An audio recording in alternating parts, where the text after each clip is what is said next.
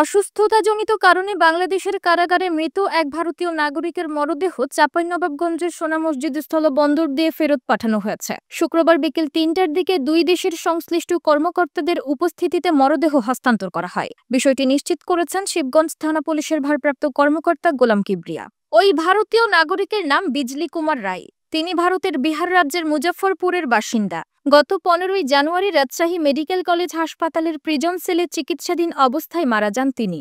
Rajshahi medical কলেজের হাসপাতালের মুখপাত্র ডাক্তার শঙ্কর কুমার বিশ্বাস বলেছেন, ১৩ই জানুয়ারি রাজশাহী কারাগারের মাধ্যমে হাসপাতালের প্রিজন সেলে ভর্তি হয়েছিলেন বিজলি কুমার রায়। ১৫ই জানুয়ারি দুপুরে তিনি মারা যান। প্রাথমিকভাবে জানা গেছে হৃদরোগে আক্রান্ত হয়ে মারা গেছেন তিনি। আইনি প্রক্রিয়া সম্পন্নের জন্য তার মরদেহ হাসপাতালের হিমঘরে রাখা হয়। শুক্রবার মরদেহ ভারতে পাঠানোর জন্য সংশ্লিষ্ট কর্তৃপক্ষের কাছে হস্তান্তর করা হয়েছে। ওসি গোলাম কিবরিয়া বলেছেন, যাবতীয় আইনি প্রক্রিয়া সম্পন্নের পর ওই ভারতীয় নাগরিকের মরদেহ হস্তান্তর করা হয় ভারতীয় কর্তৃপক্ষের কাছে। বিজলির ছোট ভাই মরদেহটি গ্রহণ করেছেন।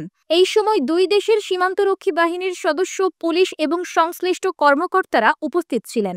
রাজশাহী কারাগারের জেলার মোহাম্মদ আমানুল্লাহ বলেছেন, বাংলাদেশে অবৈধভাবে অনুপ্রবেশের দায়ে ২০২১ সালের ২৬ জুন শরীয়তপুরে জাজিরায় আটক হয়েছিলেন বিজলি কুমার রায়। পরে মামলা দায়েরের পর তাকে শরীয়তপুর কারাগারে পাঠানো হয়েছে।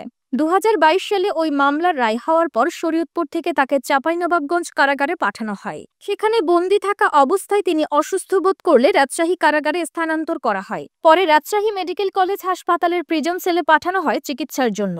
চিকিৎসাধীন অবস্থায় মারা যান বিজলি কুমার। আমানুল্লাহ আরও বলেছেন, ১৫ই জানুয়ারি মৃত্যুর দিনই সংশ্লিষ্ট সকল দপ্তরে তথ্য পাঠানো হয়েছে। প্রয়োজনীয় প্রক্রিয়া শেষে মরদেহটি ভারতের কাছে হস্তান্তর করা হয়েছে।